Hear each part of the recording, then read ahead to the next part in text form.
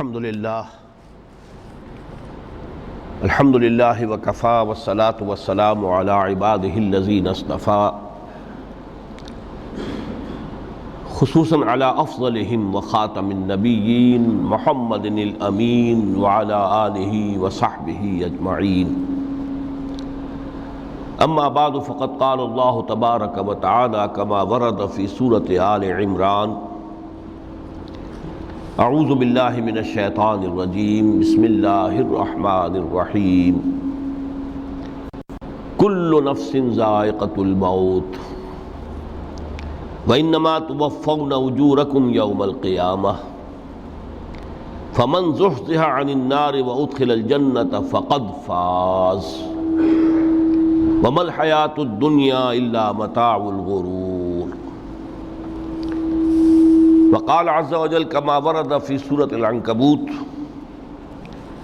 وما هذه الحياة الدنيا إلا لهو ولعب وإن الدار الآخرة لهي الحيوان لو كانوا يعلمون صدق الله العظيم رب اشرح لي صدري ويسر لي أمري واحلل عقدة من لساني يفقهوا قولي اللہم ربنا الہمنا رشدنا واعذنا من شرور انفسنا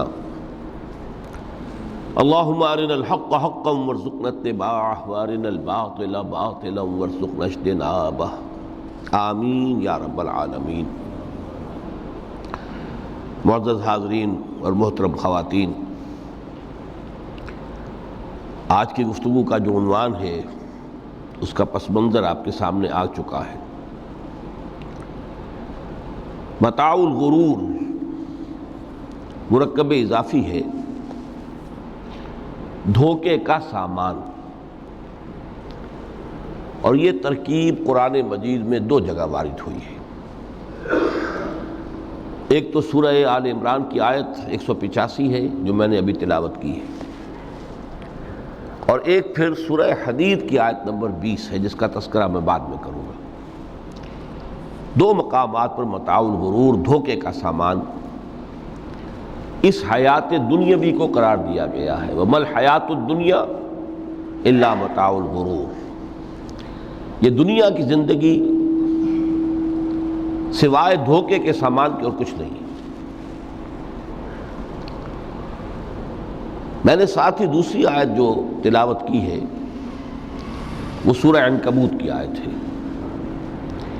اس لیے کہ یہ دھوکے کا سامان کس حوالے سے ہے، کس اعتبار سے یہ دنیا کی زندگی دھوکے کا سامان بنتا ہے، وہ اس آیہ مبارکہ کے بغیر بات واضح نہیں ہوگی۔ وَمَا هَذِهِ الْحَيَاةُ الدُّنْيَا إِلَّا لَهْوٌ وَلَعِبٌ، یہ دنیا کی زندگی تو سوائے کھیل اور تماشے کے اور کچھ نہیں۔ وَإِنَّ دَارَ الْآخِرَةَ لَهِيَ الْحَيَوَانُ، اور اصل زندگی تو آخرت کی زندگی ہے۔ لو کانوا یعلمون، کاش کہ انہیں معلوم ہوتا۔ چار مقامات پر قرآن مجید میں اس دنیا کی زندگی کو لہو و لعب یا لعب و لہو سے تعبیر کیا گیا۔ دو جگہ متاع الغرور، چار جگہ لہو و لعب۔ لیکن کس اعتبار سے؟ غور طلب بات ہے۔ یہ دنیا کی زندگی اللہ نے ہمیں دی ہے، یہ کائنات اس نے بنائی ہے، اس میں اس نے ہمیں بھیجا ہے۔ ظاہر بات ہے کہ یہ تخلیق جو ہے یہ کسی کھلنڈرے کا کھیل نہیں ہے۔ ربنا ما خلقت ھذا باطلا، یہ کوئی وہم نہیں ہے، یہ حقیقت ہے، یہ واقعہ ہے، اللہ کی خلاقی کا مظہر ہے۔ پھر اس میں ہمیں، اس دنیا میں اس نے ہمیں خلافت کا مقام عطا کیا ہے۔ یہ تمام چیزیں اپنی جگہ پر ہیں جن سے یہ حیات دنیا بھی ایک بہت بڑی حقیقت بن کر سامنے آتی ہے۔ یہ نہ وہم ہے نہ گمان ہے جیسا کہ بعض فلسفیوں کا خیال ہے، حقیقت ہے، واقعہ ہے، ٹھوس ہے، محسوس ہوتی ہے، اس کا دکھ اور کرب بھی محسوس ہوتا ہے، اس کی مسرت اور خوشی بھی محسوس ہوتی ہے۔ اور پھر یہ کہ ایک ایسی شے جس کے لیے اللہ تعالیٰ نے ایک خلیفہ پیدا فرمایا، انی جاعل فی الارض خلیفہ، خلافت کا یہ تاج جو ہے حضرت آدم اور ان کی نسل کے سر پر رکھا۔ تو اس معنی میں یقیناً یہ حقائق ہیں، ان کو دھوکے کا سامان کس اعتبار سے کہا؟ اگر تو حقیقت زندگی کا تصور ہمارے سامنے واضح رہے، جس کو علامہ اقبال نے کہا ہے خوبصورتی کے ساتھ، تو اسے پیمانہ امروز و فردا سے نہ ناپ، جاوداں پہم دواں ہر دم جواں ہے زندگی۔ یہ جو اللہ کی خلاقی کا نقطہ عروج ہے انسان، کلائمیکس آف ہز کریشن، قرآن مجید میں کہا گیا خلقتہ بیدی، میں نے اسے اپنے دونوں ہاتھوں سے بنایا۔ وَلَقَدْ كَرَّمْنَا بَنِي آدَمَ وَحَمَلْنَاهُمْ فِي الْبَرِّ وَالْبَحْرِ وَرَزَقْنَاهُمْ مِنَ الطَّيِّبَاتِ وَفَضَّلْنَاهُمْ عَلَى كَثِيرٍ مِّمَّنْ خَلَقْنَا تَفْضِيلًا۔ یہ اس کی شان ہے، جس کے بارے میں دو جگہ فرمایا فَإِذَا سَوَّيْتُهُ وَنَفَخْتُ فِيهِ مِن رُوحِي، یہ روحی مرکب اضافی، خاص اللہ اپنی ذات کی طرف اس روح کو منسوب کر رہا ہے جو حضرت آدم میں پھونکی گئی۔ روحی، جب میں اس میں اپنی روح میں سے پھونک دوں، فَقَعُوا لَهُ سَاجِدِينَ، تو گر پڑنا اس کے سامنے سجدے میں۔ اور آپ کو معلوم ہے قرآن مجید میں کس شد و مت سے اور کس تکرار کے ساتھ یہ بات واضح کی گئی کہ تمام ملائکہ سجدے میں گر گئے، نو ایکسیپشن۔ فَسَجَدَ الْمَلَائِكَةُ كُلُّهُمْ أَجْمَعُونَ، تین الفاظ جو ہیں تاکید کے لیے، سجدہ کیا الملائکہ، حصر ہے، الف لام، لام حصر ہے، تمام فرشتوں نے سجدہ کیا۔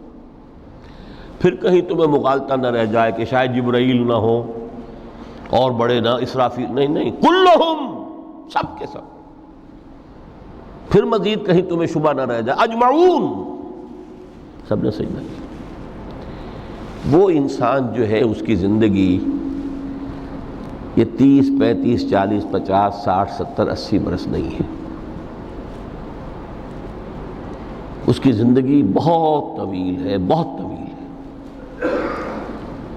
میں آج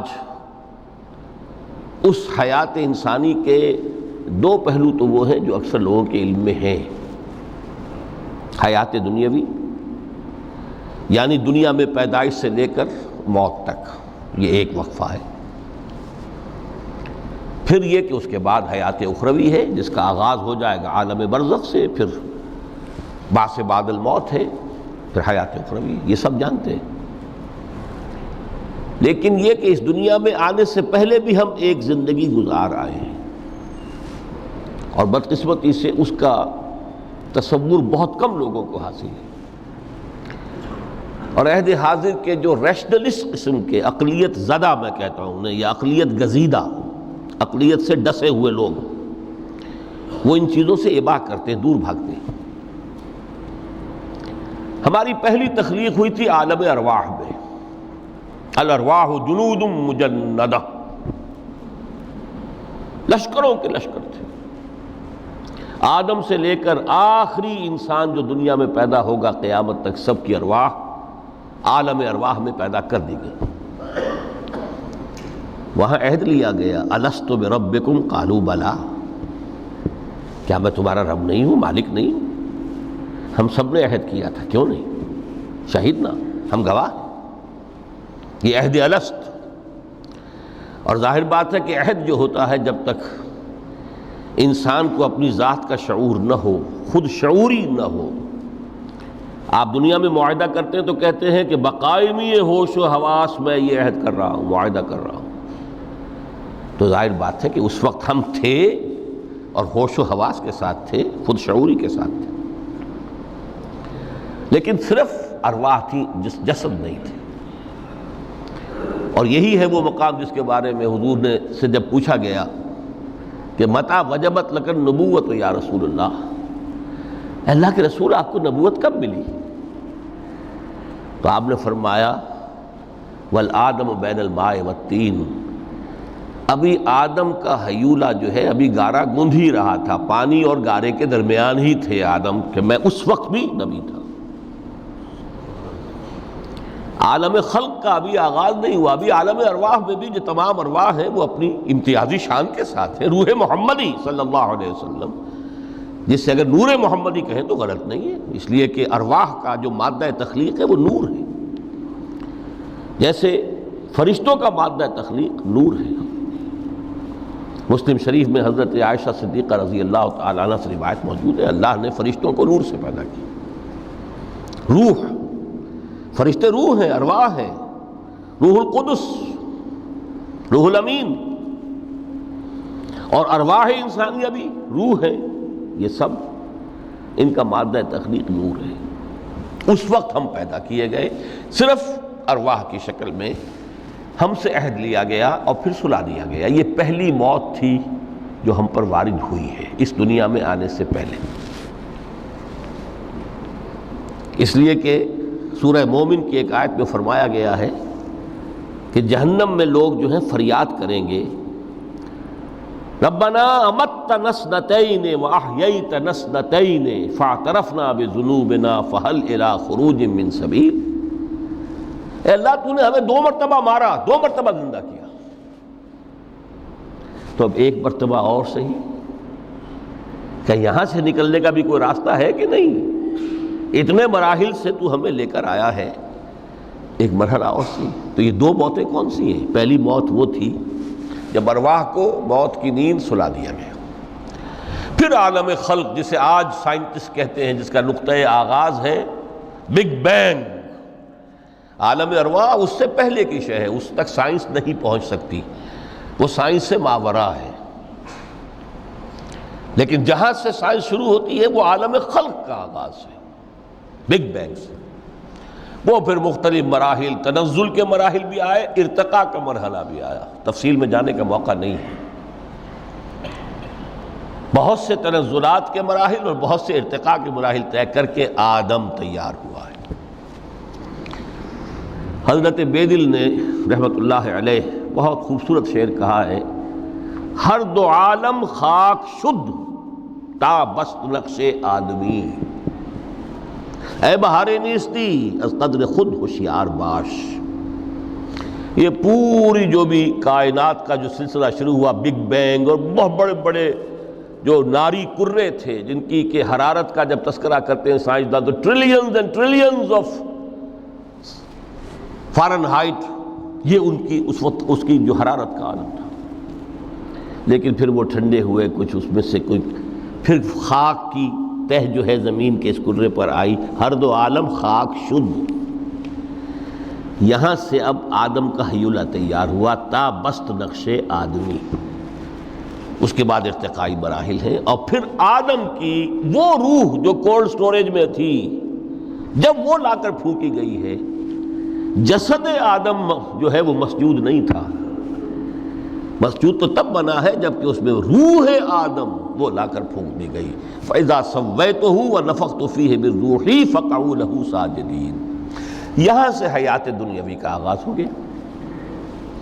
پھر وہ سلسلہ تناسل ہے، آدم اور حوا کی نسل میں سے ہر بچہ 4 ماہ کے بعد جب اس کا ایک حیولہ رحم مادر میں تیار ہو جاتا ہے، حدیث ہے متفق علیہ عبداللہ ابن مسعود سے رضی اللہ تعالی عنہ، اور جس کے اندر آغاز میں وہ کہتے ہیں کہ حضور نے ہمیں یہ بتایا، وَهُوَ الصَّادِقُ الْمَصْدُوقُ، دیکھنا تم کہیں شک میں نہ پڑ جانا، محمد کون ہے؟ الصادق المصدوق، جو سچے ہیں، جن کی سچائی کی اللہ گواہی دیتا ہے، کہ رحم مادر میں 40 دن تم نطفے کی شکل میں ہوتے ہو، پھر 40 دن علقہ کی شکل میں ہوتے ہو، پھر 40 دن تو مضغہ کی شکل میں ہوتے ہو، پھر اللہ تعالیٰ فرشتے کو بھیجتا ہے جو اس میں روح پھونکتا ہے۔ وہی عمل جو آدم کے جسد حیولہ کے ساتھ ہوا تھا، ہر ابن آدم اور بنت آدم کے لیے وہی عمل ہے کہ جو رحم مادر میں 4 مہینے کے بعد دہرایا جاتا ہے۔ یہاں سے حیات دنیاوی شروع ہوئی، پھر موت، یہ دوسری موت ہے۔ اب پہلی موت تو وہ تھی، لیکن دوسری موت یہاں سیپریشن ہو جائے گی، جو زمین سے آیا تھا تخلیقی مادہ وہ جسم میں گیا، جسم زمین میں گیا، گل سڑ کر ختم ہوا۔ جو وہاں سے روح آئی تھی وہ اس زمینی وجود کا جو لب لباب ہے، جان، نفس، اس کو لے کر اپنے ساتھ، اور وہ جائے گی عالم بالا کو۔ پھر یہ ایک وقفہ ہے، پھر بعث بعد الموت ہے۔ تو احیاء بھی دو ہو گئے، ایک مرتبہ پہلی موت کے بعد زندہ کیا اس عالم میں، آنکھ کھلی اس عالم میں ہماری، یہ پہلا احیاء تھا۔ کیف تکفرون باللہ وکنتم امواتا فاحیاکم ثم یمیتکم ثم یحییکم ثم الیہ ترجعون۔ دوسرا احیاء وہ ہوگا قیامت کے دن، بعث بعد الموت، اور پھر اس کے بعد وہ زندگی ابدی زندگی ہے، ہمیشہ کی۔ یہ تصور سامنے رکھیے۔ تو یہ جو تھوڑا سا وقفہ، یہ تو زندگی بہت طویل ہے۔ تو اسے پیمانہ امروز و فردا سے نناب، جاویداں پہم دماں، ہر دم جواں ہے زندگی۔ اس میں یہ وقفہ جو ہے، خلق الموت والحیات لیبلوکم ایکم احسن عملا، یہ اس جسد کے ساتھ اس روح کا اتصال، اور یہ 30 40 50 60 70 80 100 برس کی عمر، یہ ایک وقفہ ہے، یہ امتحانی وقفہ ہے، تمہیں جانچا جا رہا ہے، پرکھا جا رہا ہے۔ ایکم احسن عملا، اس کو بھی اقبال نے اسی نظم میں خوب بیان کیا ہے کہ قلزم ہستی سے تو ابھرا ہے مانند حباب، اس نیا خانے میں تیرا امتحان ہے زندگی۔ اب اگر تو دو چیزیں انسان پر واضح رہیں، اور نہ صرف واضح رہیں، مستحضر رہیں۔ واضح تو ہو جاتی ہے ایک چیز، پھر آدمی بھول جاتا ہے تو کوئی فائدہ نہیں دیتا اس کے۔ مستحضر ایک یہ کہ اصل زندگی آخرت کی زندگی ہے، طویل ہے۔ بل توسرون الحیات الدنیا والآخرۃ خیر وابقیٰ، کلا بل تحبون العاجلہ وتذرون الآخرہ، تم اس عاجلہ کو پسند کرتے ہو، اس دنیا کی زندگی کو تم ترجیح دیتے ہو، جبکہ آخرت ہے جو باقی رہنے والی ہے، ابدی۔ اگر تو یہ معلوم ہو، جیسا کہ سورہ عنکبوت کی آیت کے حوالے سے میں نے آپ کو آیت سنائی کہ وَمَا هَٰذِهِ الْحَيَاةُ الدُّنْيَا إِلَّا لَهْوٌ وَلَعِبٌ وَإِنَّ الدَّارَ الْآخِرَةَ لَهِيَ الْحَيَوَانُ لَوْ كَانُوا يَعْلَمُونَ، اصل زندگی جو ہے وہ آخرت کی زندگی ہے، کاش کہ انہیں معلوم ہوتا۔ ایک حقیقت تو یہ معلوم ہو اور مستحضر رہے کہ اصل زندگی آخرت کی زندگی ہے، اور دوسری حقیقت یہ کہ یہ دنیا کی زندگی ایک امتحانی وقفہ ہے۔ قلزم ہستی سے تو ابھرا ہے مانند حباب، اس نیا خانے میں تیرا امتحان ہے زندگی۔ یہ مستحضر رہے تو اس کا نتیجہ کیا نکلے گا؟ انسان دنیا پرست نہیں بنے گا۔ متاع ہے دنیا، برتنے کی چیز ہے۔ وما هذه الحیات الدنیا الا متاع، برتنے کی چیز ہے، برتو اسے۔ اب میں یہاں آپ کو کچھ حدیثیں بھی سنا دینا چاہتا ہوں۔ ایک حدیث میں حضور نے عجیب نقشہ کھینچا ہے، مالی ولی دنیا، لوگوں مجھے تمہاری اس دنیا سے کیا سروکار؟ انما مثلی کراکب استظل تحت شجرۃ ثم راح فترکھا، میری مثال تو اس سوار کسی ہے جو تھوڑی دیر کے لیے کسی درخت کے سائے میں سستانے کے لیے رک جاتا ہے۔ وہ اس درخت کو اپنی منزل نہیں سمجھتا، اپنا گھر نہیں سمجھتا، تھوڑی دیر کا سستانا ہے، پھر وہ اس درخت کو خیر بات کہتا ہے، اپنا راستہ لیتا ہے، اپنی منزل کی طرف روانہ ہو جاتا ہے۔ بس اتنا تعلق، منزل یاد رہے۔ چنانچہ ایک دوسری بڑی پیاری حدیث ہے، بہت مختصر بھی ہے، انما الدنیا خلقت لکم وانتم خلقتم للآخرہ، دیکھو یہ دنیا تمہارے لیے بنائی گئی ہے۔ خلق لکم ما فی السماوات و ما فی الارض، قرآن مجید کہتا ہے۔ اس لیے میں نے کہا تھا خلافت ہمیں دینی تھی تو سب کچھ ہمارے لیے بنایا گیا نا، یہ محفل سجائی گئی ہے ہمارے لیے، یہ سب ہمارے لیے بنایا گیا ہے، پورے عالم کو مسخر کیا گیا ہمارے لیے۔ سخر لکم، سورج بھی، چاند بھی، ہر چیز تمہارے لیے مسخر کی گئی ہے۔ انما الدنیا خلقت لکم، وَأَنْتُمْ خُلِقْتُمْ لِلْآخِرَةِ، لیکن تمہاری تخلیق ہوئی ہے، تمہیں بنایا گیا ہے، تمہیں پیدا کیا آخرت کے لیے۔ یہ منزل یاد رہے، میرا ٹھکانہ وہ ہے، میرا گھر وہ ہے، میری منزل وہ ہے، یہ راہ گزر ہے، یہ سفر ہے، یہ ایک وقفہ ہے، امتحانی وقفہ ہے۔ خلق الموت والحیات لیبلوکم ایکم احسن عملا۔ لیکن اب تیسری حدیث سنیے، اور یہ ہے وہ کہ جو اس دنیا کو جو میں نے شروع میں کہا تھا، بڑی ٹھوس حقیقت ہے، یہ اللہ کی تخلیق ہے، سنجیدہ تخلیق ہے، ہم نے کوئی کھیل کود کے لیے تو نہیں بنایا ہے۔ ربنا ما خلقت ھذا باطلا۔ حضور فرماتے ہیں الدنیا مزرعۃ الآخرہ، دنیا آخرت کی کھیتی ہے، یہاں بوؤ گے تو وہاں کاٹو گے، یہاں بوؤ گے نہیں تو کاٹو گے کیا خاک۔ اس اعتبار سے غور کیجئے، یہ دنیا اور حیات دنیاوی کا ایک ایک لمحہ ایک بڑی عظیم حقیقت بن کر سامنے آتا ہے۔ ہماری حیات دنیاوی کا ایک ایک لمحہ ابدی ہے، پوٹینشلی، کیوں کہ اس میں جو کچھ ہم کما رہے ہیں اس کے نتائج ابدی زندگی پر پھیلے ہوئے ملیں گے۔ تو گویا کہ یہ جو ہے، یہ گھڑی محشر کی ہے، طور سے محشر میں ہے، بیشتر غافل عمل کوئی اگر دفتر میں ہے، یہاں کا ایک ایک لمحہ تمہارے لیے بہت قیمتی ہے، یہاں بو، محنت کرو، کاشت کرو تاکہ وہاں کاٹ سکو۔ الدنیا مزرعۃ الآخرہ۔ اب دیکھیے یہ جو انداز ہے قرآن کا، وَمَا الْحَيَاةُ الدُّنْيَا إِلَّا مَتَاعُ الْغُرُورِ، جو ہماری گفتگو کا آج عنوان ہے، اس کے دو نتیجے نکلتے ہیں عملاً۔ ایک نتیجہ جو صحیح ہے، جو قرآن نکالنا چاہتا ہے، جس کی طرف اسلام رہنمائی کرتا ہے، ایک ہے بالکل منفی نتیجہ جس کی اسلام نفی کرتا ہے۔ وہ منفی نتیجہ کیا ہے؟ دنیا دھوکے کی ٹٹی ہے، چھوڑو گھر گھرستی کو، دفع کرو، رب سے لو لگانی ہے، یہ شادی کر کے اور گھر گھرستی کا کھکیڑ مول لینا، کہاں ایک پیٹ کا پالنا، کہاں 10 پیٹ لگ جائے پیچھے، اسی میں آدمی جو ہے گم ہو کر رہ جاتا ہے۔ لہذا گھر گھرستی کو چھوڑو، تجدد کی زندگی گزارو۔ پھر یہ تمدن ہر جگہ شر ہے، برائی ہے، دھوکہ ہے، فریب ہے، جھوٹ ہے، دفع ہو جاؤ، جاؤ کہیں پہاڑوں کی چوٹیوں پر، کہیں غاروں میں، گپھاؤں میں، کہیں جنگلوں میں دھونی روا۔ یہ ہے اس کا ایک منطقی نتیجہ جو نکلا ہے دنیا میں،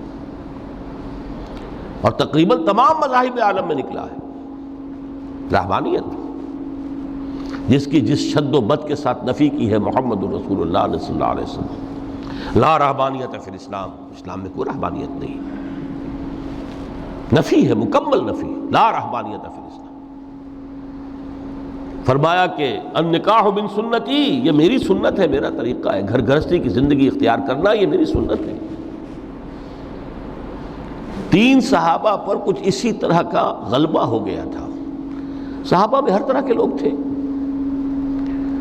ان میں وہ لوگ بھی تھے کہ جو بڑے ریشنلسٹ تھے، عقل کے حوالے سے بات سمجھنے والے۔ حضرت عمر کو ہم کہہ سکتے ہیں کہ سر خیل تھے ان کی، رضی اللہ تعالیٰ عنہ۔ کچھ درویش منش لوگ بھی تھے، کچھ پر یہ تقویٰ کا اور درویشی کا بہت زیادہ غلبہ ہو گیا تھا، مغلوب الحال ہم انہیں کہہ سکتے ہیں۔ حضرت عبداللہ ابن عمرو بن العاص رضی اللہ تعالیٰ عنہما، ایک عجیب سائملٹینیس کنٹراسٹ ہے باپ اور بیٹے میں۔ عمرو بن العاص بہت بڑے سیاستدان، مدبر، عرب نے چوٹی کے جو 3 سیاستدان پیدا کیے ان میں سے ایک عمرو بن العاص ہے، واریر، کانکرر، سیاستدان۔ لیکن عبداللہ ابن عمرو بن العاص بالکل درویش، روزانہ روزہ ساری رات کھڑے ہیں، نہ بیوی سے کوئی سروکار، نہ کسی سے کوئی سروکار۔ حضور کو اطلاع ملی، بلا لیا، جواب طلبی ہو گئی، یا عبداللہ اولم اخبر انک تصوم الدہر وتقوم اللیل، اے عبداللہ مجھے یہ خبر دی گئی ہے تم ساری رات کھڑے رہتے ہو، روزانہ روزہ رکھتے ہو۔ کیا کہتے ہیں؟ جی حضور ایسا تو ہے۔ لا تفعل، مت کرو ہرگز۔ فإن لنفسك عليك حقا وإن لزوجك عليك حقا وإن لزورك عليك حقا، دیکھو تم پر تمہارے اس جسم کا اور نفس کا بھی حق ہے، اسے آرام بھی دو، اس کی ضروریات بھی پوری کرو، اس کی دیکھ بھال بھی کرو، یہ بھی تمہارے پاس امانت ہے اللہ کی۔ پھر تم پر تمہاری بیوی کا حق ہے۔ کسی صحابی نے دیکھا تھا حضرت عبداللہ ابن عمرو بن العاص کی بیوی کو کہ وہ بالکل جیسے کہ میلی کچیلی حالت میں تھی۔ پوچھا یہ کیا حال بنا رکھا؟ ان کا کہ آپ کے دوست کو تو کوئی غرض ہے ہی نہیں سرے سے، ظاہر بات ہے کہ مسلمان بیوی اور کس کے لیے وہ سنگھار کرے گی جب شوہر ہی کو کوئی دلچسپی نہ ہو، اس سے غرض ہی نہ ہو۔ لا تفعل، رات کو سو بھی، دیکھو مجھے میں رات کو سوتا بھی ہوں، نماز پڑھتا بھی ہوں، میں روزے رکھتا بھی ہوں، ناغے بھی کرتا ہوں۔ دیکھو زیادہ سے زیادہ ہفتے میں دو دن روزے رکھ لیا کرو کہ حضور مجھے اور تھوڑی سی اجازت، اچھا ایک دن ناغا ایک دن روزہ، صوم داؤد، اس سے آگے کی اجازت نہیں۔ اسی طرح 3 حضرات سراسراہتن آتا ہے حدیث میں، بخاری شریف کی روایت ہے، ان پر بھی کوئی ایسا ہی غلبہ ہوا رہبانیت کا اور ترک دنیا کا۔ انہوں نے آ کے ازواج مطہرات سے معلوم کیا آپ کتنی رات نماز پڑھتے ہیں، کتنا دو سوتے ہیں، مہینے میں کتنے آپ روزے رکھتے ہیں نفلی۔ انہوں نے کوئی، وہاں تو کھلی کتاب تھی سیرت محمد صلی اللہ علیہ وسلم، جو کچھ تھی حقیقت بیان کر۔ اب دیکھیے ایک عجیب ذہنیت، انہوں نے دیکھا کہ یہ تو کم ہے، ان کے اندازے کے اعتبار سے تو بہت کم ہے، لیکن یہ کہ اپنے آپ کو ذرا تسلی، حضور کی تو کوئی ضرورت نہیں ہے، آپ تو معصوم ہیں، آپ کے سے گناہ نہیں ہوا، کوئی خطا نہیں ہوئی، آپ کے لیے تو یہ اتنی عبادت ہمارے لیے تو کافی نہیں ہے، ہم تو گناہ گار ہیں۔ ایک نے عہد کیا کہ میں کبھی نہیں سوؤں گا، رات بھر کھڑا رہوں گا۔ دوسرے نے کہا کبھی ناغا نہیں کروں گا، ہر روز روزہ رکھوں گا۔ تیسرے نے کہا میں شادی بیاہ کے کھکیڑ میں پڑوں گا نہیں۔ حضور کو اطلاع مل گئی، طلب فرمایا، ڈانٹا آپ نے، آپ لوگوں نے یہ کہا ہے؟ جی ہاں ہم نے کہا تو ہے۔ واللہ، خدا کی قسم میں تم میں سب سے بڑھ کر متقی ہوں، لیکن میں رات کو سوتا بھی ہوں اور نماز بھی پڑھتا ہوں، روزے رکھتا بھی ہوں، ناغے بھی کرتا ہوں، میری گھر گرستی کی زندگی ہے، میری بیویاں ہیں۔ من رغب عن سنتی فلیس منی، یہ ٹکڑا جو جوڑ دیا جاتا ہے نکاح کے خطبے میں اس حدیث کے ٹکڑے کے ساتھ، یہ 2 علیحدہ حدیث ہیں بالکل، النکاح من سنتی، اور یہ ٹکڑا اس طویل حدیث کا ہے، من رغب عن سنتی فلیس منی، جو میری سنت کو پسند نہیں کرتا پھر اس کا مجھ سے کوئی تعلق نہیں۔ یہ تو میں نے احادیث کے حوالے سے آپ کو وہ جو منفی طرز عمل، گریز، دنیا سے تعلق منقطع کرنا، پسپائی، گریز، فرار، اور اس کا نتیجہ کیا نکلتا ہے کہ دنیا پھر شریروں کے لیے رہ گئی، کھیلیں کودیں عیش کریں۔ جو سلیم الفطرت نیک لوگ تھے وہ تو گئے، لہذا ان کو اب کوئی روک ٹوک کرنے والا ہی نہیں، کوئی پوچھنے تاشنے والا نہیں، ظالم جو چاہے ظلم کریں اور جس طرح چاہیں شریر جو ہے شرارتیں کریں۔ قرآن مجید میں سورہ حدید اس اعتبار سے نہایت عظیم صورت ہے، نہایت عظیم صورت ہے کہ وہاں یہ آیت بھی بہت ہی شاندار انداز میں آئی ہے، متاع الغرور والی، خاصی طویل آیت بن کر آئی ہے، اور جیسا کہ میں نے عرض کیا 4 جگہ تو حیات دنیاوی کو کہا گیا ہے صرف لہو و لعب یا لعب و لہو، لیکن یہاں جو ہے آیت نمبر 20، اعلموا انما الحیات الدنیا لعب و لہو و زینت و تفاخر بینکم و تکاثر فی الاموال والاولاد۔ 5 الفاظ کے حوالے سے اس حیات دنیاوی کے کچھ حقائق بیان کیے گئے، عام طور پر سرسری طور پر لوگ گزر گئے ہیں۔ محاورتاً جب بھی آتا ہے معاملہ لہو و لعب، لعب و لہو، وہ تو 4 جگہ ہے، یہاں 3 الفاظ مزید آئے ہیں، اور ترکیب کیا؟ پہلے لعب ہے پھر لہو ہے۔ سورہ عنکبوت میں لہو و لعب یہ در حقیقت ایک طرح سے محاورے کی شکل اختیار کر گیا، تماشا اور کھیل، لیکن نہیں، یہاں ترتیب کچھ اور ہے۔ اس پر اگر آپ غور کریں گے تو یہ ایک عجیب سا نقشہ سامنے آتا ہے۔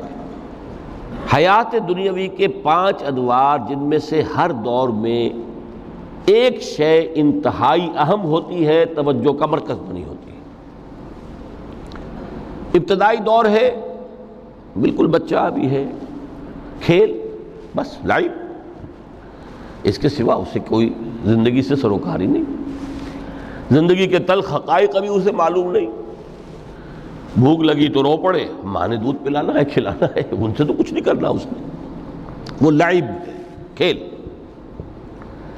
لیکن تھوڑا سا آگے چلتے ہیں، ٹین ایجر سٹیج میں جب داخل ہوتا ہے آدمی، تو اب وہ نرا کھیل، معصومانہ کھیل نہیں رہتا، اس میں تلذذ، سینشول گریٹیفیکیشن کا عنصر شامل ہو جاتا ہے۔ اب اس کا کہا لہو، اعلموا انما الحیات الدنیا لعب و لہو۔ ذرا آگے بڑھیے تو انسان پر سب سے زیادہ دھن سوار ہو جاتی ہے، بناؤ سنگھار، میرا لباس فیشن کے مطابق ہو، کہیں ایسا نہ ہو مذاق اڑے۔ اپنے لباس کے بارے میں بہت کانشیس ہوگا، اپنے ہیئر کٹ کے بارے میں بہت کانشیس ہوگا، ہر چیز کے بارے میں بہت کانشیس۔ زینت، بناؤ سنگھار، آرائش، زیبائش۔ اس سے ذرا آگے گئے، تکاثر فی الاموال والاولاد، تفاخر بینکم۔ یہ سمجھیے کہ تقریباً 30 برس کی عمر جب انسان کی ہوتی ہے، اب فخر، تفاخر، یا دولت پر فخر ہوگا، یا نسب پر فخر ہوگا، یا اپنی کسی سیاسی حیثیت پر فخر ہوگا، اپنی چودراہٹ پر فخر ہوگا۔ تفاخر بینکم، جسم میں جان میں چونکہ توانائی ہوتی ہے، قوت ہوتی ہے، لیکن اس کے بعد جب عمر ڈھلی، بڑا ریئلسٹک ہو جاتا ہے انسان۔ پھر یہ جو 4تھی سٹیج تھی، اس میں تو یہ کہ مونچھ نیچی نہ ہو، چاہے سب کچھ میں اپنا خرچ کر دوں، داؤ پہ لگا دوں، لیکن مونچھ نیچی نہیں ہوگی۔ آخری سٹیج وہ ہوتی ہے کہ پھر ہوکا لگ جاتا ہے آدمی کو، تکاثر فی الاموال والاولاد، مال اور اولاد کی کثرت کثرت کثرت۔ اب یہ ہوتا ہے کہ مونچھ نیچی کیا، مونڈ بھی دی جائے تو کوئی حرج نہیں، مال آنا چاہیے، ویری ریئلسٹک۔ اور اسی حال میں انسان ہوتا ہے، آخری پارے کی صورت نے پھر اس میں ایڈ کر کے اس کے اوپر مہر لگا دی، الہاکم التکاثر حتی زرتم المقابر۔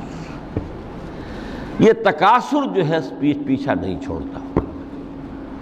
اتنی دولت بھی ہے کہ آپ کی 10 نسلیں کھا سکے اطمینان سے بیٹھ کر، تب بھی صبر نہیں ہوتا۔ بڑے میاں کی ٹانگیں جو ہیں وہ قبر میں لٹکی ہوئی ہیں، لیکن تکاثر جو ہے، تکاثر مال، وہ پیچھا نہیں چھوڑتا۔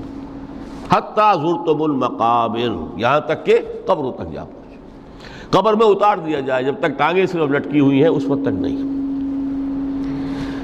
اس کے بعد تشبیہ دی ہے کہ یہ حیات دنیاوی کا جو ایک سائیکل ہے، اعلموا انما الحیات الدنیا لعب و لہو و زینت و تفاخر بینکم و تکاثر فی الاموال والاولاد۔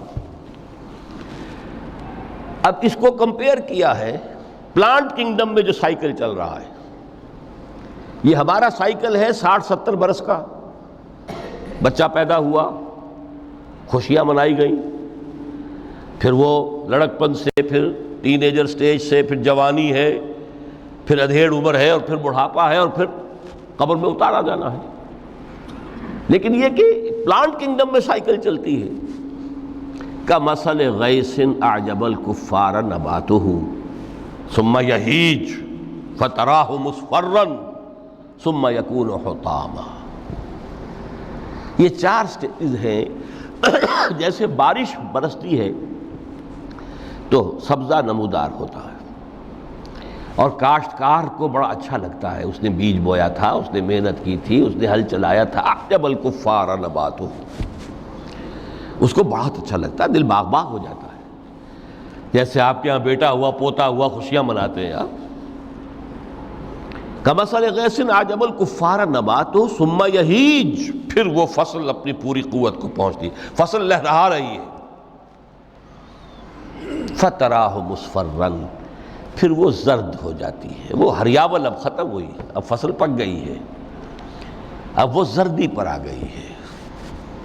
ثم یکون حطاما، پھر وقت آتا ہے اگر وہ خضرو گھاس ہے تو پھر وہ چورا چورا ہو کر پھر وہ مٹی میں مل جاتی ہے، اور اگر فصل ہے تو کھیتی کٹ گئی، اس کے بعد کیا رہ گیا وہاں؟ وہ چورا ہی رہ جاتا ہے باقی. یہ لائف کا سائیکل چل رہا ہے، 3 مہینے کا ہو 4 مہینے کا ہو، یہ ہے پلانٹ کنگڈم کا، وہ ہے سائیکل انسانی زندگی کا. اب فرمائی ٹیپ کی بات جو ہے، وَفِي الْآخِرَةِ عَذَابٌ شَدِيدٌ وَمَغْفِرَةٌ مِّنَ اللَّهِ وَرِضْوَانٌ. دیکھو دنیا کی زندگی تو ان سٹیجز سے ہو کر گزر ہی جانی ہے. جو پیدا ہوا ہے اس پر بڑھاپا بھی آئے گا، موت بھی آئے گی. کل نفس ذائقۃ الموت، جو سورہ آل عمران کی 185ویں آیت کا پہلا جملہ تھا. ہر انسان کو جو پیدا ہوا موت آ گئی. اب یہ ہے کہ وہ کہیں آپ نے محل میں گزار لی زندگی، کسی کٹیا میں گزار لی زندگی، کسی کی فٹ پاتھ پر گزر گئی زندگی. زندگی گزر جاتی ہے، گزرتی ہے، اور ان 5 سٹیجز میں سے ہو کر گزرتی ہے. آپ گندی گلیوں میں بچوں کو کھیلتے ہوئے دیکھتے ہیں، وہ بھی کھیل رہے ہوتے ہیں، نالیوں کے پانی کے اندر کھیل رہے ہوتے ہیں، ان کا بھی کھیل ہے. گندے جوہڑ میں کھیل رہے ہوتے ہیں. وہ تو ہے زندگی کی وہ سٹیج جو ہے کھیل کی ہے. کسی کے پاس بڑے قیمتی کھلونے ہیں، ان سے کھیل رہا ہے، کوئی اس طرح گلی ڈنڈا کھیل رہا ہے یا کچھ اور کھیل رہا ہے. لیکن وہ 5 سٹیجز تو آئیں گی. اعلموا انما الحیات الدنیا لعب ولہو وزینۃ وتفاخر بینکم وتکاثر فی الاموال والاولاد کمثل غیث اعجب الکفار نباتہ ثم یہیج فتراہ مصفرا ثم یکون حطاما وفی الآخرۃ عذاب شدید ومغفرۃ من اللہ ورضوان. آخرت میں جا کر یہ بائیفرکیشن ہو جانی ہے، یا تو شدید عذاب اور یا اللہ کی مغفرت اور رضا. Now the choice is yours، اما شاکرا و اما کفورا، فیصلہ تم خود کر لو. وما الحیات الدنیا الا متاع الغرور، یہاں بھی آخری الفاظ وہ ہے کہ دنیا کی زندگی دھوکے کے سوا کچھ نہیں. کیوں؟ اگر تو دنیا کی زندگی میں گم ہو گئے، جیسے کہ اقبال نے کہا ہے کہ کافر کی یہ پہچان کے آفاق میں گم ہے، اور مومن کی یہ پہچان کہ گم اس میں ہے آفاق. دنیا میں رہو، طالب دنیا نہ بنو، طالب عقبہ، طالب آخرہ. دنیا میں رہو، برتو، استعمال کرو، تمہارے لیے پیدا کیا گیا، بھائی برتو، متاع ہے، برتنے کی شے ہے. ہاں حلال اور حرام کی پابندیاں سامنے رکھو، باقی برتو. مطلوب یہ نہ ہو، مقصود یہ نہ ہو، مطلوب آخرہ ہو. انما الدنیا خلقت لکم وانتم خلقتم للآخرہ. منزل وہ رہے، مستحضر رہے، سامنے رہے کہ میں تو اجنبی ہوں، یہاں یہ میرا وطن نہیں ہے. الدنیا سجن المومن و جنت الکافر. جیسے کسی پرندے کو کسی پنجرے میں بند کر دیا گیا ہو، اس طرح ہمیں اس دنیا میں بھیج دیا گیا. اللہ کی مرضی ہے، اس نے بھیجا ہے. جب تک وہ چاہتا ہم رہیں گے یہاں، لیکن ہمارا دل یہاں نہیں لگے گا. بازار سے گزرا ہوں، خریدار نہیں ہوں. طالب دنیا نہ ہو تب تو یہ کوئی دھوکے کا سودا نہیں، قطعاً نہیں، بالکل نہیں. حضور نے خود فرمایا مجھے تمہاری اس دنیا میں سے فلاں فلاں چیزیں بہت پسند ہیں، اور کس قدر ریئلسٹک ہیں.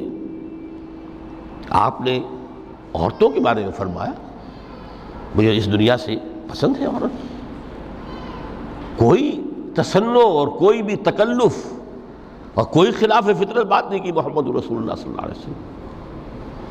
آنکھوں کی ٹھنڈک میری نماز میں ہے، مجھے خوشبو پسند ہے. عورت کی طرف بھی آپ کا رجحان تھا. قرآن مجید میں آتا ہے نا، اے نبی اب کوئی اور نکاح آپ نہیں کریں گے. وَلَوْ أَعْجَبَتْكَ حُسْنُهُنَّ، چاہے ان کا حسن جو ہے وہ آپ کو اچھا لگے، اب اجازت نہیں ہے مزید، بس فل سٹاپ. جتنے نکاح ہو چکے ہو چکے. تو یہ دنیا کو حضور نے صلی اللہ علیہ وسلم دنیا پر سوار رہو، دنیا کو اپنے اوپر سوار نہ ہونے دو، بس بات صرف یہ ہے. کافر کی یہ پہچان کہ آفاق میں گم ہے۔ اسی لیے سورہ کہف کا ایک مرکزی مضمون ہے، پہلے رکوع میں بات آتی ہے اِنَّا جَعَلْنَا مَا عَلَى الْأَرْضِ زِینَةً لَهَا لِنَبْلُوَهُمْ أَيُّهُمْ أَحْسَنُ عَمَلًا۔ ہم نے اس دنیا پر جو کچھ ہے، یہ اسکائی اسکریپرز بن گئے ہمارے زمانے میں، اور یہ شاندار بلڈنگز ہیں، اور یہ کچھ ہے، ہم نے زینت اور زیبائش اور آرائش بنا دیا ہے تاکہ آزمائیں۔ انہی کے حسن کے شکار ہو جاتے ہو اور ان کے پرستار بن کر رہ جاتے ہو۔ رخ روشن کے آگے شمع رکھ کر وہ یہ کہتے ہیں ادھر جاتا ہے دیکھیں یا ادھر پروانہ آتا ہے، پھر بھی اللہ ہی کے عاشق بنے رہو، اللہ ہی سے محبت کرو تو کامیاب ہو گئے، دنیا کو برتو۔ اگر دنیا یہ عروس ہزار داماد جو ہے، اگر کہیں یہ محبوبہ بن گئی تو گئے، ختم۔ اچھا دیکھیے اس سورہ حدید میں اب یہ دنیا کی حقیقت کو اس طرح بیان کر کے دو نتیجے جو اس سے نکلتے ہیں ان کو علیحدہ علیحدہ بیان کر دیا۔ ایک نتیجہ جو میں بیان کر چکا، رہبانیت، ترک دنیا،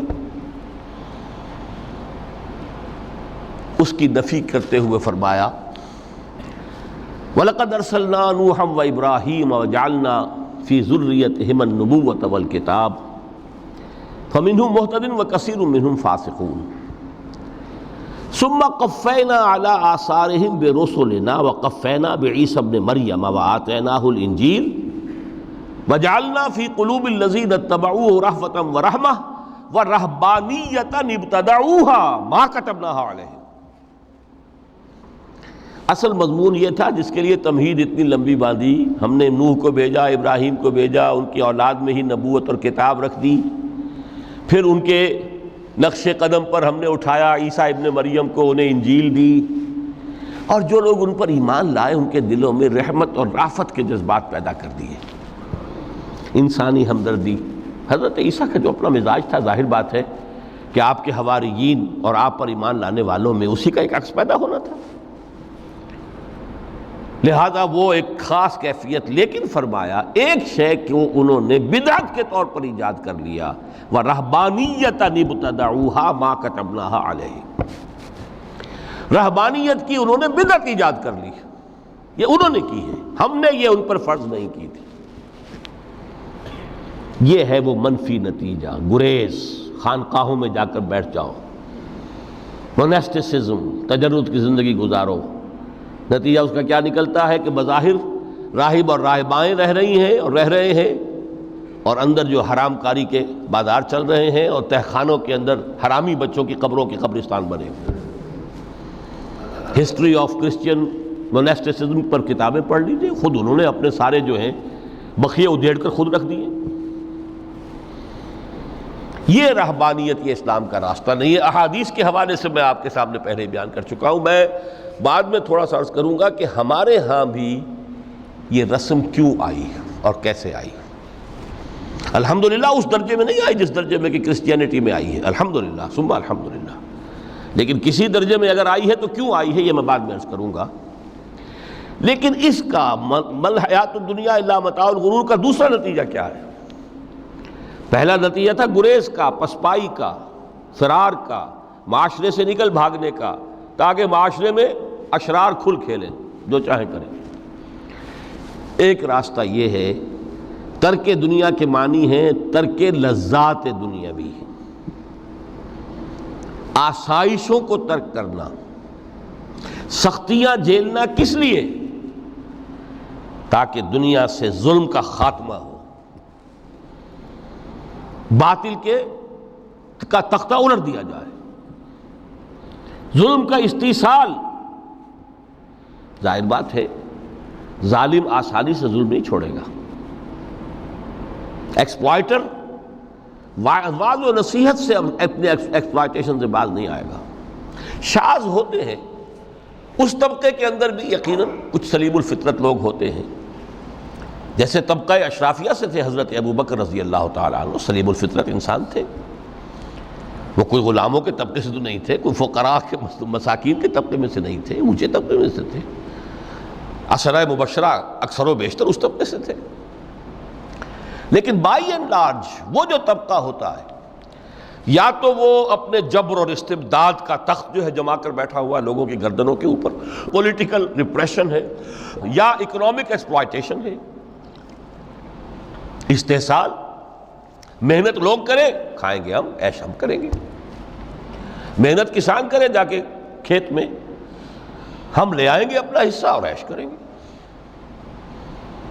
یا کوئی سوشل ڈسکریمنیشن ہے، یہ اونچا ہے یہ نیچا ہے، یہ تو پیدا ہی ہوا ہے شودر، یہ اس سے نکل ہی نہیں سکتا، اور یہ پیدا ہوا برہمن، یہ تو اونچا ہے۔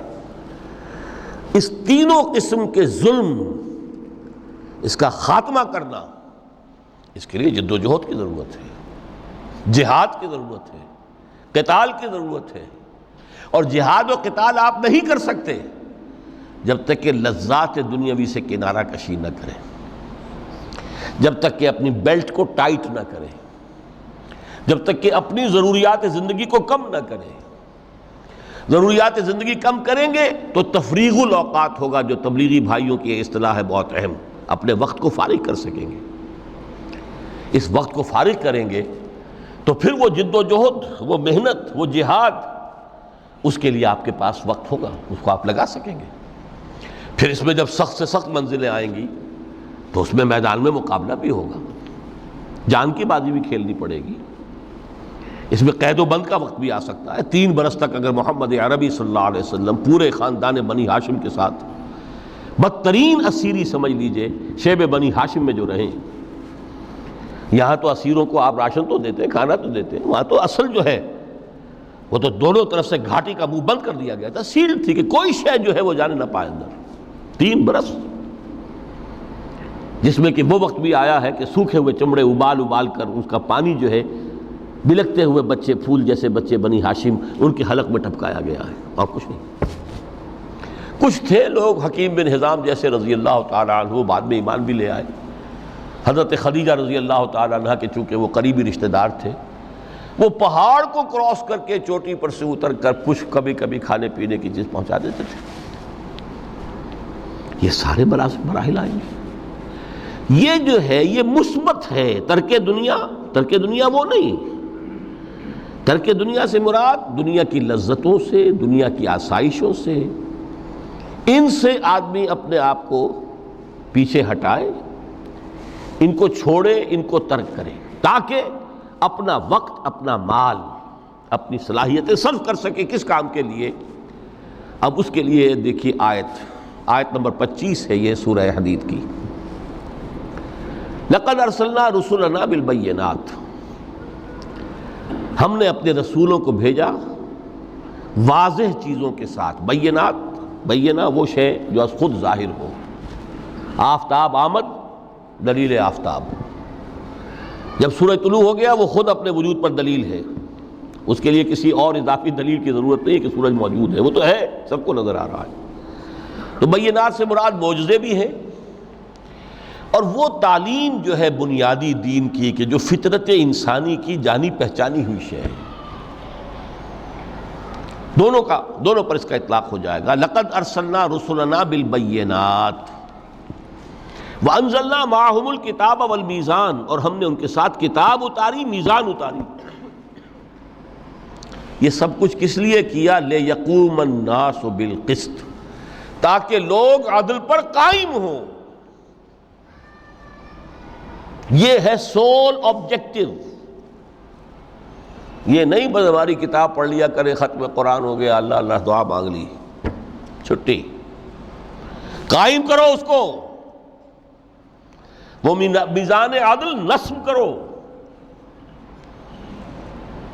ہر ایک کو وہی تل کر ملے جو اس کا حق ہے، اور ہر ایک سے وہ لیا جائے کہ جو اس کے ذمہ واجب ہے۔ اگر یہ نہیں تو بابا پھر سب کہانیاں ہیں، شریعت اور دین اور نماز اور روزہ اور حج، کوئی حیثیت ان کی نہیں۔ اچھی طرح سن لیجئے میری بات۔ قرآن مجید میں کہلوایا گیا حضور سے، قل یا اہل الکتاب لستم علی شیء حتی تقیموا التوراۃ والانجیل وما انزل الیکم من ربکم۔ اے نبی ان سے کہہ دیجئے، اے کتاب والو تمہاری کوئی حیثیت ہی نہیں، ہماری نگاہوں میں تمہارا کوئی مقام ہی نہیں جب تک کہ تم قائم نہیں کرتے تورات کو اور انجیل کو اور جو کچھ کے نازل کیا گیا تمہاری طرف تمہارے رب کی طرف سے. قائم کرو، پھر آؤ ہم سے بات کرو، ہم سے دعا کرو، ورنہ دفع ہو جاؤ. Nothing doing. They don't care for you. لستم على شيء حتى تقيموا التوراة والإنجيل وما أنزل إليكم من ربكم. اب قانون خداوندی تو بدلتا نہیں ہے، نہ فرام پرسن ٹو پرسن، نہ فرام نیشن ٹو نیشن، نہ فرام امہ ٹو امہ، اٹل ہے. وَلَن تَجِدَ لِسُنَّتِ اللَّهِ تَبْدِيلًا وَلَن تَجِدَ لِسُنَّتِ اللَّهِ تَحْوِيلًا. سنت اللہ تو ایک ہے. اب اس آیت کو ذرا پڑھیے. قُلْ يَا أَهْلَ الْقُرْآنِ لَسْتُمْ عَلَىٰ شَيْءٍ حَتَّىٰ تُقِيمُوا الْقُرْآنَ وَمَا أُنزِلَ إِلَيْكُم مِّن رَّبِّكُمْ. کہہ دو اے محمد کہ اے قرآن والو تمہاری کوئی حیثیت نہیں ہے ہمارے سامنے جب تک کہ تم قرآن کو قائم نہیں کرو. پڑھ لو اور اس کے قرات کے مقابلے منعقد کرا لو اور سونے کے تاروں سے اسے لکھ لو اور اس کو جو چاہو کر لو، کوئی حیثیت نہیں. قائم کرو اس قرآن کو، اس کے نظام کو، اس کے قانون کو، جو حضرت ابوبکر نے فرمایا تھا. پہلا خطبہ جو دیا ہے آپ نے بیعت خلافت کے بعد، تم میں ہر قوی میرے نزدیک ضعیف ہوگا جب تک کہ اس سے حق وصول نہ کر لوں، اور ہر ضعیف قوی ہوگا جب تک کہ اسے اس کا حق دلا نہ دوں. سورہ شورى میں حضور سے کہلوایا گیا قل وَأُمِرْتُ لِأَعْدِلَ بَيْنَكُمْ، مجھے یہ حکم ہوا ہے کہ میں تمہارے مابین عدل قائم کروں. میں واعظ بن کر نہیں آیا، میں بدھ مت کے بھکشو بنانے کے لیے نہیں آیا تمہیں. ہاں انقلابی عمل میں ایک مرحلہ آتا ہے، بدھ مت کے بھکشو بننا پڑتا ہے کچھ عرصے کے لیے، تیاری کا مرحلہ، وہ میں ابھی بعد میں ذرا بیان کر دوں گا. لیکن مستقل نہیں ہے یہ بدھ مت کے بھکشو. یہ بدماش جس طرح چاہیں کھل کھیلیں، ظالم جس طرح چاہیں لوگوں پر ظلم کرتے رہیں، تشدد اور جبر کا جس طرح سے چاہے معاملہ کریں، استحصالی نظام جس طرح ہوتا ہے چلتا رہے. شاہ ولی اللہ دہلوی رحمۃ اللہ علیہ کے الفاظ میں انسانوں کی عظیم اکثریت ڈھور ڈنگر بن جائے، صبح سے لے کے شام تک کمر توڑ دینے والی مشقت کے بعد بمشکل 2 وقت کی روٹی ملتی ہو، اس کا کبھی خیال اسے اللہ کا آئے گا؟ کبھی اللہ سے لو لگا سکے گا؟ دنیا نے تیری یاد سے بیگانہ کر دیا تو اس سے بھی دل فریب ہے غم روزگار کے. اس لیے حضور نے فرمایا کاد الفقر ان یکون کفرا، یہ فقر جو ہے یہ تو انسان کو کفر تک پہنچا دیتا ہے. عدل قائم کرو. تو دیکھیے یہ آیت انتہائی گمبھیر آیت ہے قرآن مجید کی سورہ حدید کی. جس طرح وہ آیت متاع الغرور والی جس شان کے ساتھ سورہ حدید میں آئی ہے، اعلموا انما الحیات الدنیا لعب ولہو وزینۃ وتفاخر بینکم وتکاثر فی الاموال والاولاد کمثل غیث اعجب الکفار نباتہ ثم یہیج فتراہ مصفرا ثم یکون حطاما وفی الآخرۃ عذاب شدید ومغفرۃ من اللہ ورضوان وما الحیات الدنیا الا متاع الغرور. لیکن اس کا نتیجہ کیا نکلنا چاہیے؟ لقد ارسلنا رسلنا بالبینات وانزلنا معهم الکتاب والمیزان لیقوم الناس بالقسط. Now prepare for the shock. میرے نزدیک میرے علم کی حد تک شاید دنیا کی کوئی انقلابی کتاب نہ ہو جس نے اس قدر عریاں طور پر کھل کر یہ کہا ہو کہ ظالموں کی سرکوبی کرو، کچلو ان کے سر. وانزلنا الحدید، ہم نے لوہا بھی اتارا ہے. ایک وقت آتا ہے ظلم نہیں ختم ہوتا جب تک کہ لوہے کی طاقت ہاتھ میں نہ آئے. انزلنا الحدید، ہم نے صرف کتاب ہی نہیں اتاری ہے، لوہا بھی اتارا ہے. فیہ باس شدید، اس میں جنگ کی صلاحیت ہے. ومنافع للناس، لوگوں کے لیے کچھ اور منفعتیں بھی ہیں. کوئی توا پرات چمٹا یہ بھی بنا لو، ٹھیک ہے، لیکن اصلاً یہ اصلاح کے لیے. وانزلنا الحدید، اسی تو سورہ حدید کا نام حدید ہے. فیہ باس شدید ومنافع للناس ولیعلم اللہ من ینصرہ ورسلہ بالغیب.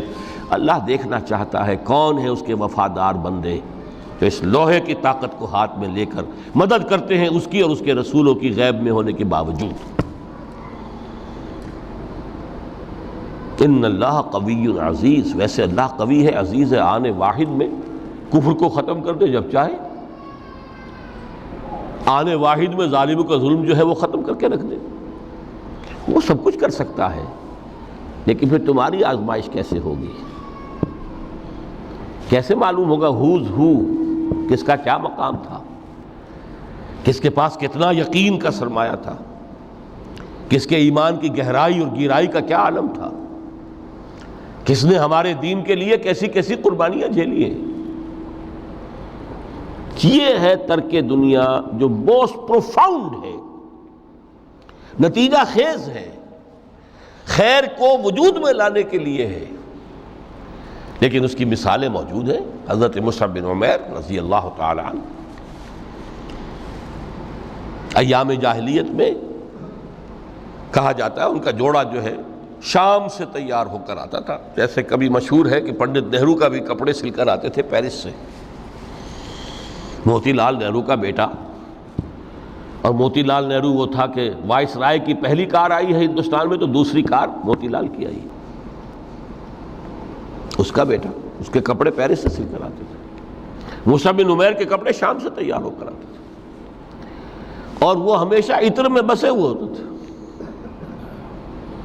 جہاں سے گزر گئے معلوم ہوا کہ پوری گلی جو ہے وہ مہک اٹھی، معلوم ہو جائے کہ مصعب گزرا ہے یہاں سے۔ ایمان لائے محمد رسول اللہ پر صلی اللہ علیہ وسلم، باپ فوت ہو چکا تھا، اس کی چھوڑی ہوئی دولت تھی، ماں تھی، لیکن وہ خاندان کا نظام، چچا تھا سربراہ، وہ بدترین کافر۔ اس نے پہلے سمجھایا ہوگا 100 طریقے آزما کے، پھر آخری بار اس نے آزمایا کہ جس دولت کے اوپر تم عیش کر رہے ہو یہ تمہارے مشرک باپ کی دولت ہے، نکل جاؤ گھر سے۔ انہوں نے سمجھا تھا جیسے سورہ صافات میں آتا ہے فَأَرَادُوا بِهِ كَيْدًا فَجَعَلْنَاهُمُ الْأَسْفَلِينَ، انہوں نے حضرت ابراہیم کے بارے میں سمجھا تھا جب دیکھیں گے کہ آگ تیار ہو رہی ہے اور یہ اس میں مجھے ڈال دیں گے تو سب یہ نشہ حرن ہو جائے گا، یہ توحید وحید سب ہوا ہو جائے گی۔ لیکن ہوا کیا؟ بے خطر کود پڑا آتش نمرود میں عشق، عقل ہے محو تماشائے لب بام۔ اس نے تو یہ دھمکی دی تھی کہ دن میں تارے نظر آ جائیں گے مصعب کو، ناز و نام میں پلا ہوا انسان، اسے کہہ دیا جا نکل جاؤ گھر سے۔ اٹھ کر چلنے لگے، اس کا تیش جو ہے اور اچھا یہ کپڑے بھی اسی مشرک باپ کے ہیں، اتارو ان سب کو۔ مادر زاد برہنہ ہو کر گھر سے نکلے، مادر زاد۔ پھر وہی ہے کہ جن کے نام قرائے فال بنام من دیوانہ زدند، جب بیعت عقبہ اولیٰ ہوئی ہے، لوگوں نے کہا کہ ہمیں کوئی مقری دیجئے قرآن پڑھانے والا جو ہمیں قرآن پڑھائے۔ حضور نے فرمایا جاؤ مصعب۔ وہ مصعب وہاں جا کر مدینے میں المقری بن گئے، جا المقری، وہ آ رہا پڑھانے والا۔ اور 1 سال کی محنت، دعوت اور تبلیغ اور قرآن کے پڑھانے کے نتیجے میں اگلے سال 75 افراد لا کر حضور کی جھولی میں ڈال دی۔ یہ مصعب ہے۔ شہادت ہوئی ہے غزوہ بدر میں۔ ایک مرتبہ اس سے پہلے کا واقعہ بھی ہے کہ حضور مسجد میں تشریف فرما تھے، سامنے سے حضرت مصعب گزرے، ایک پھٹا ہوا سا کمبل جسم کے گرد لپیٹا ہوا تھا، حضور کی آنکھوں میں آنسو آ گئے۔ از کجا تاب کجا، یہ دیوانہ جو ہے اللہ کا اور رسول کا اور دین کا کہاں سے کہاں پہنچا ہے۔ غزوہ احد میں علم ان کے ہاتھ میں ہے، جس ہاتھ میں علم ہے وار پڑا، کٹ گیا، دوسرے سے پکڑا، اس کو بھی کٹ گیا، پھر دونوں جتنے بچ گئے تھے حصے ان سے سنبھالا، پھر شہید ہو گئے۔ جسم پر صرف ایک چادر تھی، اوپر سے جسم ننگا تھا، صرف ستر کے لیے چادر۔ دفن کرنے لگے تو مسئلہ ہی پیش آ گیا کہ چونکہ شہید کے تو کفن جو ہے اس کا اپنا جو بھی لباس پہنا ہو شہادت کے وقت، حضور سے کہا گیا کہ حضور مصعب کی چادر تو اتنی چھوٹی ہے کہ سر ڈھانپتے ہیں تو پیر کھل جاتے ہیں، پیر ڈھانپتے ہیں تو سر کھل جاتا ہے۔ فرمایا سر کو چادر سے ڈھانپ دو اور پیروں پر اذخر گھاس لا کر ڈال دو، یہ آخری لباس نصیب ہوا ہے۔ یہ ترک دنیا ہے۔ ترک دنیا بئی معنی مثبت عمل کے لیے، جہاد کے لیے، قتال کے لیے، اللہ کی راہ میں جد و جہد کے لیے اپنے معاشی معاملے کو پیچھے رکھنا، کم کرنا، کم سے کم تر کرتے چلے جانا، اور زیادہ سے زیادہ وقت، زیادہ سے زیادہ مال، زیادہ سے زیادہ صلاحیت نکالتے چلے آنا دین کی جد و جہد کے لیے۔ یہ ہے در حقیقت کہ جو ترک دنیا ہے پروفاؤنڈ، نتیجہ خیز ظلم کے استئصال کے لیے، حق کا بول بالا کرنے کے لیے، عدل کے نظام کو برپا کرنے کے لیے یہ جد و جہد کی جائے، یہ ہے مثبت نتیجہ کہ جس کی طرف قرآن ہمیں لانا چاہتا ہے۔ ورنہ آج اقبال نے جو کہا کہ اسی قرآن میں ہے اب ترک جہاں کی تعلیم، جس نے مومن کو بنایا مہو پرویں کا امیر۔ ہمارے ہاں بھی وہ خانقاہی نظام آیا، اگرچہ اس درجے نہیں آیا، یہ واقعہ ہے۔ کرسچن منسٹسزم نے جس طرح کی شکلیں اختیار کی تھی وہ ہمارے یہاں نہیں آیا، اللہ کا فضل ہے، اللہ کا شکر ہے، لیکن آیا ضرور ہے۔ وہ چیزیں مراقبے ہیں، ذکر ہیں، اشغال ہیں، پھر یہ کہ اس کے لیے یہ لطائف ہیں، جہاں حضور نے نہیں سکھایا کہ 5 لطائف ہیں، 6 لطائف ہیں، ہر ایک کی کوئی روشنی علیحدہ ہے، کوئی نیلی ہے، کوئی پیلی ہے، ٹھیک ہے، ہوگی، میں یہ نہیں کہتا کہ نہیں ہے۔ آکلٹ سائنسز کی اپنی ایک حقیقت ہے، لیکن ہمیں اس سے روک دیا گیا۔ یہ چیزیں ہمارے ہاں کیوں آئی ہیں؟ یہ ہے اصل میں کچھ لوگ جو اس پورے تصوف کے سلسلے کو کہہ دیتے ہیں کہ یہ ہے ہی خلاف اسلام اور یہ غلط ہے اور یہ بالکل ایک نیا دین ہے۔ نہیں، یہ بات نہیں، پوری ہمدردی کے ساتھ سمجھنا چاہیے کہ یہ کیوں آیا۔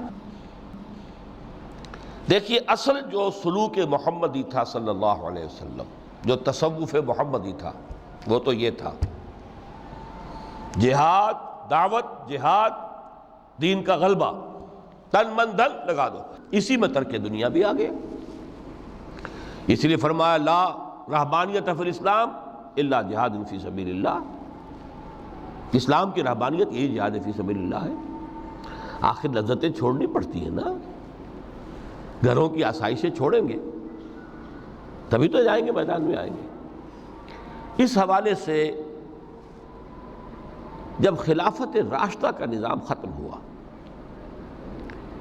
اور اب ایک ملوکیت کے دور کا آغاز ہو گیا، 3-4 اٹیمپٹس ہوئی ہیں اس کو ٹھیک کرنے کی۔ حضرت حسین ابن علی رضی اللہ تعالیٰ عنہ میدان میں آئے، شہید ہو گئے، دنیاوی اعتبار سے ناکام ہو گئے۔ عبداللہ ابن زبیر آئے رضی اللہ تعالیٰ عنہ، کچھ تھوڑی سی کامیابی ہوئی، سسٹین نہیں کر سکے، وہ بھی شہید کر دیے گئے۔ پھر حضرت زید آئے، پھر نفس زکیہ آئے، کوئی کوشش کامیاب نہیں ہوئی۔ اس نتیجے پر پہنچ گئے کہ یہ تو اب جو حکومت کی چھت ہے یہ تو ہے، اس کو تو اب ہم نہیں ہٹا سکتے۔ جب حکومت کو چھت کو نہیں ہٹا سکتے تو اب جہاد اور قتال کا راستہ تو بند ہو گیا ہے۔ تو مسلمان نا، کلمہ گو ہے، چاہے خود فاسق و فاجر بھی ہوں، لیکن نافذ تو شریعت کے احکام کر رہے ہیں۔ اس حوالے سے ہاتھ بندھ گئے۔ اس وقت پھر یہ ہے کہ جو تزکیہ نفس کے لیے یہ طریقے اختیار کیے گئے، شارٹ آف جہاد فی سبیل اللہ، شارٹ آف قتال فی سبیل اللہ۔ یوں سمجھیے کہ اگر کوئی درخت جو ہے یہاں پر آپ اس کو اگائیں تو چھت تک تو وہ جائے گا، لیکن چھت کے اوپر چھت کو پھاڑ تو نہیں سکتا نا، وہ پھر مڑ جائے گا۔ یہ ڈیفلیکشن ہوئی ہے ہمارے ہاں، جس سے کہ یہ خانقاہی نظام وجود میں آیا۔ کچھ خیر تو لوگوں کو سکھاتے رہو، کچھ تزکیہ نفس کی تعلیم تو دیتے رہو، اور ان میں پھر یہ ہے کہ مشرق اور مغرب سے آنے والے نظریات اور طریقے جو ہیں وہ بھی شامل ہو گئے۔ ہندوستانی جو تصوف کے مختلف یہاں پر معاملات تھے، اور ادھر سے یونانی اور نیو پلیٹونک وہ نظریات آ گئے۔ لیکن آج کا دور جو ہے وہ سمجھ لیجئے 2 اعتبارات سے بہت مختلف ہو چکا ہے۔ اب پھر ضرورت ہے سلوک محمدی کی صلی اللہ علیہ وسلم۔ کیوں؟ اگرچہ حکومت مسلمانوں کی ہے لیکن اسلامی قانون نافذ نہیں ہے۔ اس وقت یہ تھا کہ حکومت مسلمانوں کی تھی، اگرچہ وہ اس معنی میں آئیڈیل اسلامی حکومت نہیں تھی کہ امرہم شورا بینہم، مسلمانوں نے منتخب کیا ہوتا، نہیں، وہ ایک موروثی نظام چل پڑا، ایک قبیلے کی عصبیت جو ہے وہ اس کی پشت پناہ بن گئی، ایک نظام چل رہا ہے، لیکن قانون اسلام کا نافذ تھا، قاضی تھے، مفتی تھے، فیصلے وہی ہو رہے تھے۔ آج یہ کہ اگرچہ حکومت مسلمانوں کی ہے، قانون جو ہے قرآن کا نافذ نہیں ہے۔ اور نمبر دو، آج انسان کا جو سوشل کانشسنس ہے، اجتماعی شعور، وہ ترقی کر کے اس سطح تک پہنچ چکا ہے کہ ہر شہری کو حق حاصل ہے کہ نظام کو بدلنے کی کوشش کرے۔ پہلے یہ ہوتا تھا کہ آپ نظام کی اصلاح کرنے کے لیے کھڑے ہوئے تو سمجھتے تھے کہ یہ حکومت کو ختم کرنا چاہتے ہیں، یہ باغی ہے۔ حضرت حسین کو باغی کہا گیا رضی اللہ تعالیٰ عنہ۔ اب باغی جو ہے واجب القتل ہے، اسی لیے تو آخر کلمہ گو تھے وہ جنہوں نے شہید کیا حضرت حسین کو رضی اللہ تعالیٰ عنہ۔ اس وقت تک یہ کانسیپٹ تھا ہی نہیں کہ اسٹیٹ علیحدہ شے ہے، گورنمنٹ علیحدہ شے ہے۔ We are against the government, not against the state. آج تصور جو ہے بالکل کلیئر کٹ ہو گیا ہے، ہم وفادار ہیں ریاست پاکستان کے، حکومت پاکستان کے نہیں۔ حکومت پاکستان کو بدلنا ہمارا حق ہے، اور اس بدلنے کے دو طریقے ہیں، یا ایک انتخابات کا ذریعہ ہے یا پھر ایجیٹیشن کا ذریعہ ہے، بشرطے کہ agitation peaceful who,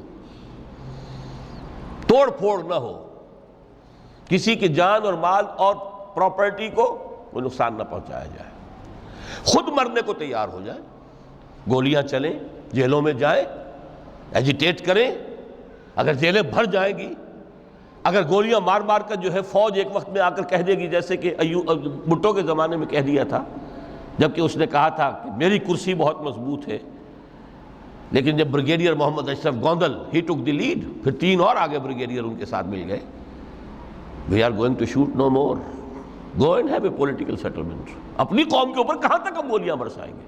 who are they? They are our kith and kin, we are not an occupation army. Jallianwala Bagh میں اگر 5000 مر گئے یا جتنے بھی مرے تھے، جنرل ڈائر کو کائے کا دکھ؟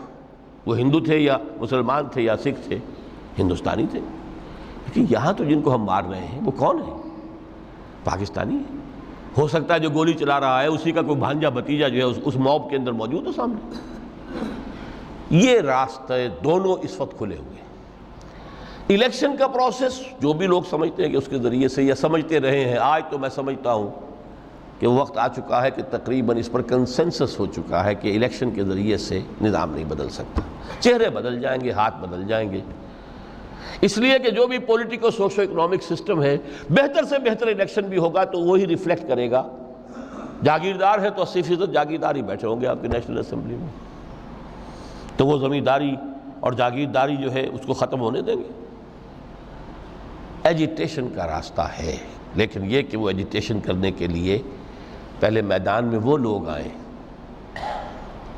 جو اپنی ذات پر اپنے گھر میں دین نافذ کر چکے ہوں، اپنی معاش کو پاک کر چکے ہوں، اپنی معاشرت کو درست کر چکے ہوں۔ یہ دو کام اگر نہیں کیے تو بہتر ہے گھر میں بیٹھے رہیں، باہر نہ نکلیں، دین کا نام نہ لیں، وہ دین کو بدنام کریں گے۔ یہ مرحلہ طے کر لیں اور پھر ایک بنیان مرصوص بن کر، نہیں عن المنکر بالید۔ جب تک طاقت کافی نہیں ہے اس وقت تک دعوت ہے، تبلیغ ہے، خوشامد ہے۔ وَلْتَكُن مِّنكُمْ أُمَّةٌ يَدْعُونَ إِلَى الْخَيْرِ وَيَأْمُرُونَ بِالْمَعْرُوفِ وَيَنْهَوْنَ عَنِ الْمُنكَرِ وَأُولَٰئِكَ هُمُ الْمُفْلِحُونَ۔ یہ سب زبان سے ہوگا، ہاتھ سے نہیں۔ جب طاقت کافی ہوگی تو اب ہاتھ سے ہو۔ اب ہم یہ کام نہیں چلنے دیں گے، اب یہ بینک نہیں چلیں گے، گھیراؤ کریں گے، نہیں چلنے دیں گے۔ یہ اخبارات میں جو فحاشی کے سمجھیے کہ وہ رنگین صفحات نہیں نکلنے دیں گے، پکیٹنگ ہو جائے گی۔ کئی دن تک کراچی میں جنگ کا گھیراؤ کیا گیا تھا MQM کی طرف سے، اور صرف یہ بات تھی کہ ہماری خبریں صحیح شائع نہیں کر رہا ہے۔ جب نہیں نکلنے دیا گیا جنگ، اس کے بعد صورت یہ ہو گئی کہ الطاف صاحب کو چھینک بھی آتی تھی تو پہلے صفحے پہ لکھا ہوتا تھا۔ لیکن کریں نا، میدان میں آئے نا لوگ، یہ ہے اصل میں وہ تصوف کہ جو اب بالکل سلوک محمدی صلی اللہ علیہ وسلم کا جو اصل سلوک تھا وہ تصوف تھا، وہ ترک دنیا، مالی ولی دنیا، انما مثلی کراکب استظل تحت شجرۃ ثم راح فترکھا، اس کے ضمن میں فرمایا گیا ہے۔ سورہ توبہ کی میں آیت نمبر 24 آپ کو سنا، فرمایا قل ان کان آباؤکم وابناؤکم واخوانکم وازواجکم وعشیرتکم واموال اقترفتموها وتجارۃ تخشون کسادها ومساکن ترضونها احب الیکم من اللہ ورسولہ وجہاد فی سبیلہ فتربصوا حتی یاتی اللہ بامرہ واللہ لا یہدی القوم الفاسقین۔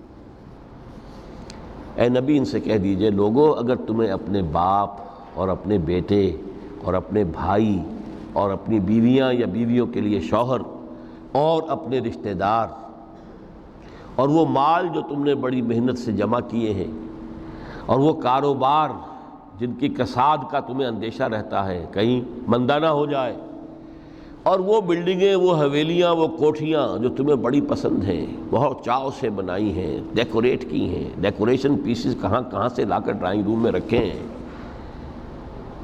اگر یہ 8 چیزیں محبوب تر ہیں اللہ سے اور اس کے رسول سے اور اس کی راہ میں جہاد سے، فتربصوا، تو جاؤ انتظار کرو، دفع ہو جاؤ، بیٹھو ادھر، حتی یاتی اللہ بامرہ، یہاں تک کہ اللہ اپنا فیصلہ سنا دے، واللہ لا یہدی القوم الفاسقین، اللہ ایسے فاسقوں کو ہدایت نہیں دیتا۔ یہ ہے ترک دنیا۔